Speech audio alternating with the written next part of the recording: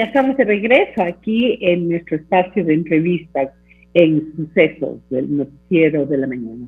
Son las 7:03 y nos agrada dar la bienvenida al señor Mauricio Soné Mantón, de quien les voy a hablar un poquito para quienes no lo conocen suficiente. Él es máster en Administración Gerencial Profesional, gerente región Costa del Banco Autos, Sociedad Anónima, gerente general secretario de INCOMSA del 2002 al 2011, director de la Cámara de Industrias de Guayaquil, vicepresidente del directorio de... Perdón, me están haciendo una corrección, me dicen que yo me he anticipado. Primero vamos a ir con, que ya fue anunciada, disculpa Manuela, estamos con Manuela Celi, ella es hija del señor Contralor. Discúlpame Manuela, hubo una confusión en el orden de la entrevista. Bienvenida Manuela, hija del Contralor Pablo Celi, a quien el tribunal negó el habeas corpus y continuará en prisión preventiva. Antes de entrar en esta materia, Manuela, cuéntanos un poco acerca de ti. Perdona que te tutee, pero te conozco desde que eras muy pequeña y por eso me doy la libertad. Cuéntanos tú a qué te dedicas generalmente, cuántos hermanos son, bueno, en fin, algo sobre la vida familiar. Muy buenos días, Yolanda, y muchísimas gracias por este espacio que le da voz a mi padre y a la familia que hasta ahora no se ha pronunciado sobre el caso. Yo soy académica, soy docente universitaria, soy además directora de posgrados en la Facultad de Ciencias Sociales de la Universidad Internacional del Ecuador. Nosotros somos 3 hermanas. Mi hermana mayor es abogada, experta en derechos humanos. Mi hermana menor estudia historia del arte, ambas viven fuera. Yo soy la única que está aquí fronteando el tema familiar junto a mi madre. Ya, muchas gracias por esta primera parte. Parece que tenemos, y esto me comunico con producción, por lo menos yo tengo un poco de problema con el audio de Manuela. No sé si ustedes están al tanto.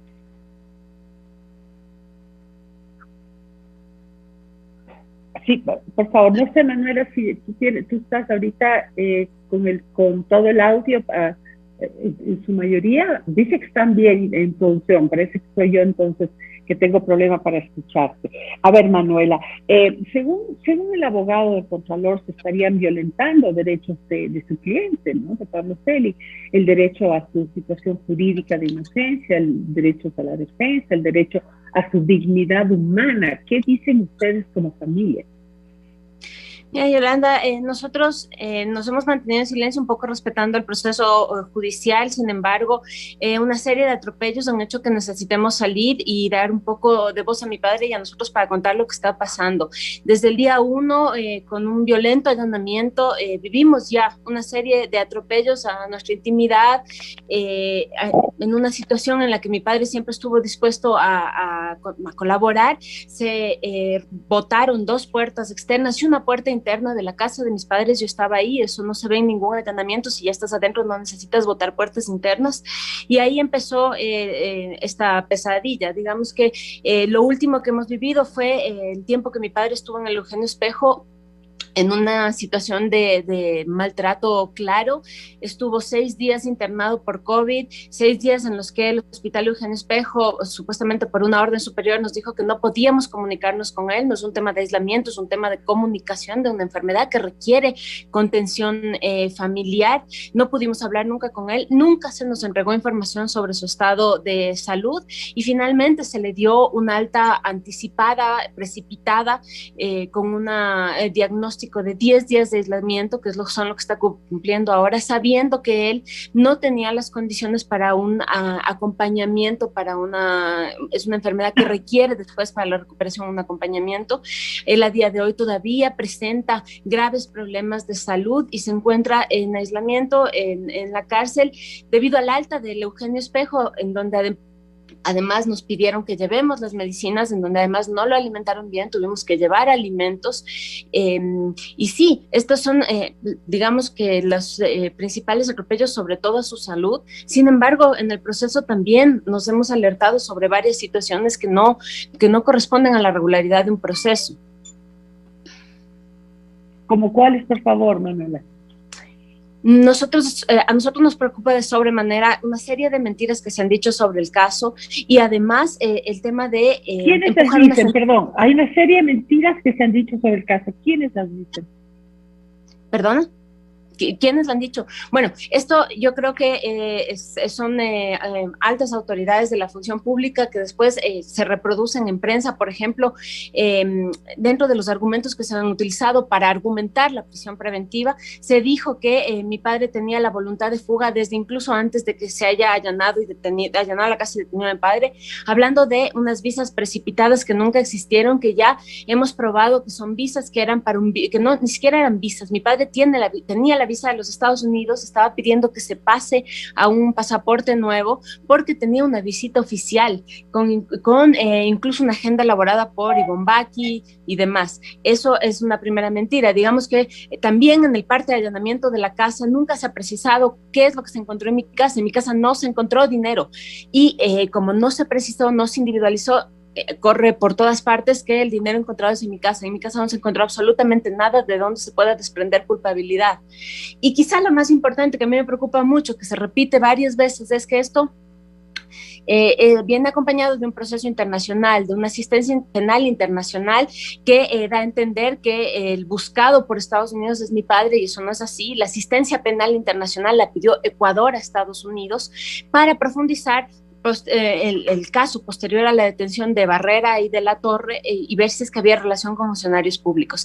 No es que Estados Unidos está buscando a mi padre, no es que Estados Unidos ha pedido que se allane y que se lo detenga, sino que eso se llevó a cabo desde aquí con una presunción de entrada, una presunción de culpabilidad que ya se ha convertido casi en una sentencia anticipada con todo lo que se viene diciendo desde Fiscalía.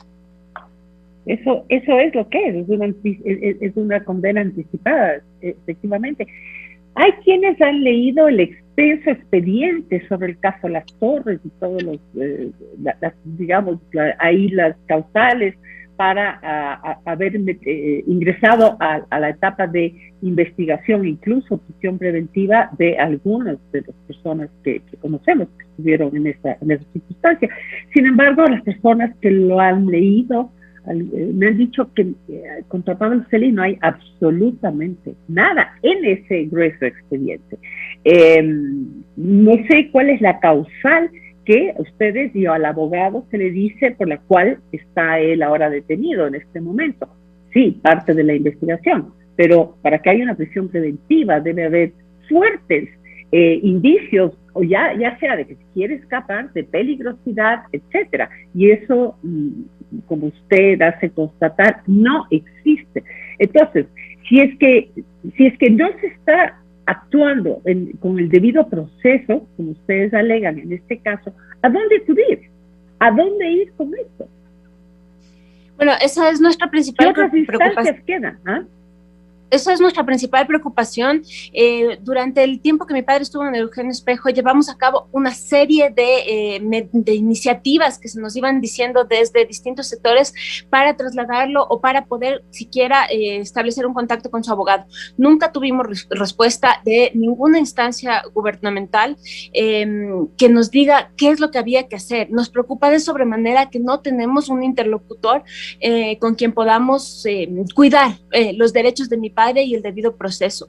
Hasta ahora nosotros hemos acudido a la justicia en sus distintos recursos, lo que nos ha permitido una apelación que fue negada, un habeas corpus que fue negado, e incluso habíamos pedido una audiencia que teníamos el día lunes y que la fiscal decidió cancelar sin hacer uso de algo que es muy normal, que es la delegación.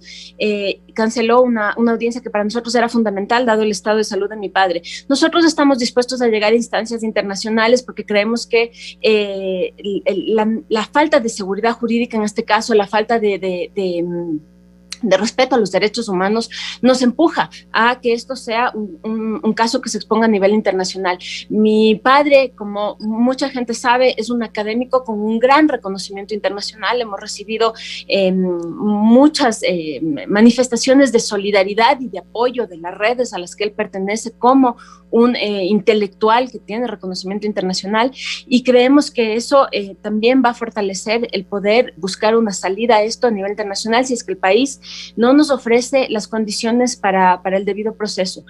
Como dice Yolanda, hay mucha gente que ha leído el proceso y yo soy una de esas personas. Más allá de hablar aquí como familia, hablo con conocimiento de ese expediente, y en los hechos lo único que tienen son las declaraciones de los dos funcionarios que firman los desvanecimientos de glosas y que hoy en día no están siendo procesados en la investigación.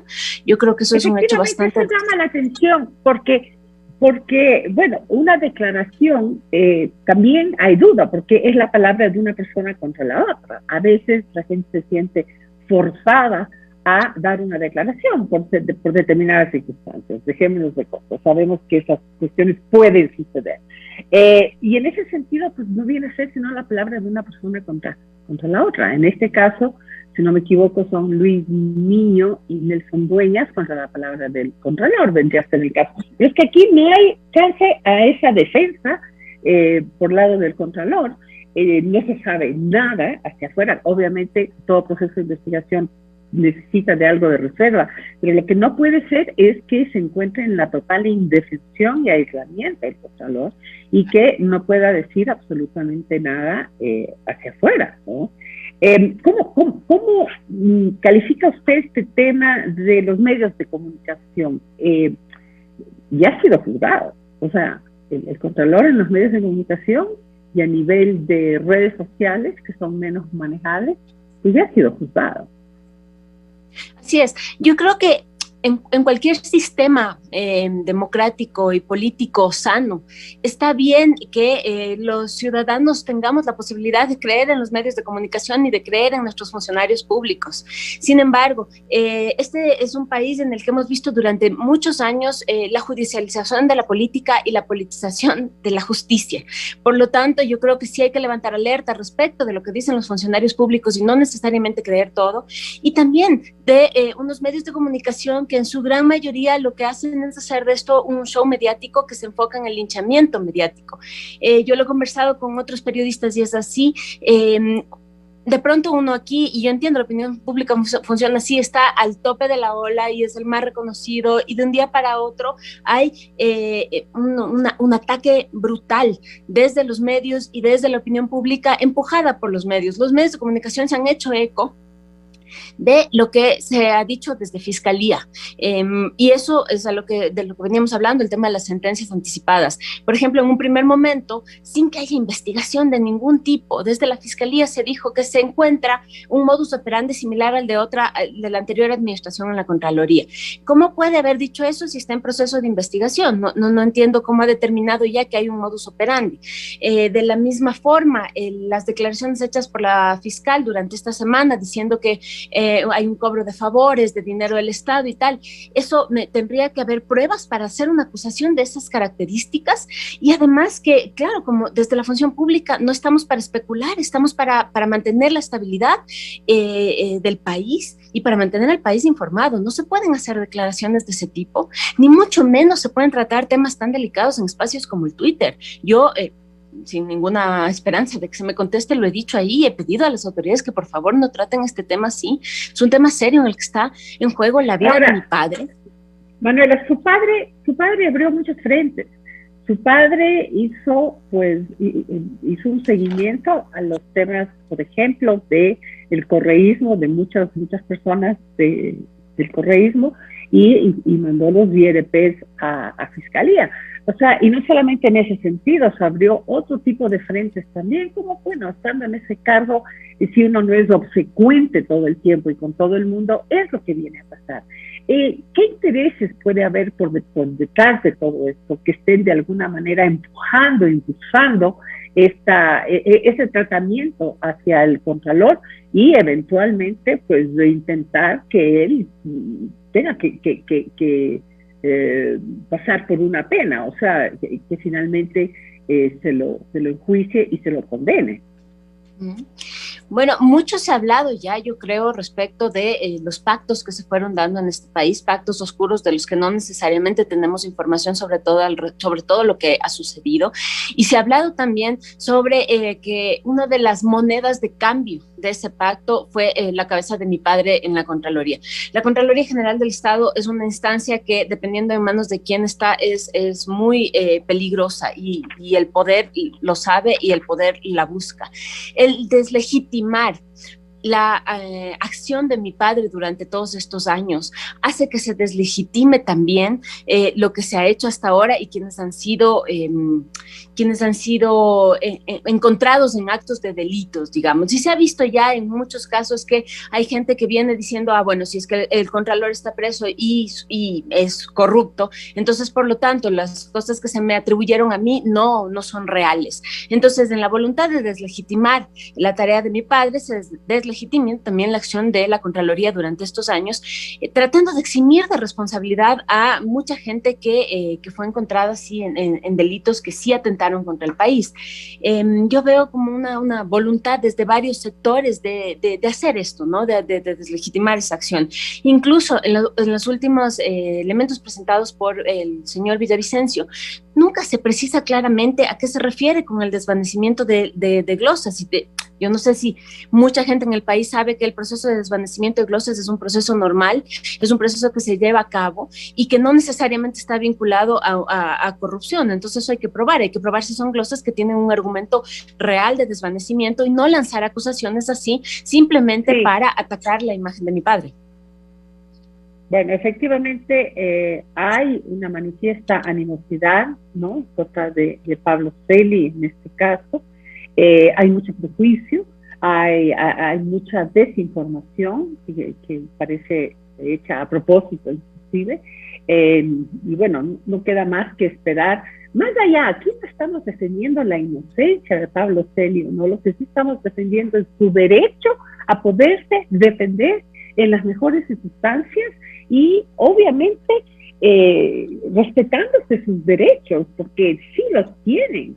Los reos tienen derechos, o sea, y eso es algo que no se puede obviar y que tarde o temprano eso a alguien le va a picar, a alguien le va a picar la cola, o sea, esto no se puede obviar así nomás, porque en este momento el poder está en desbalance y está a favor de otra persona.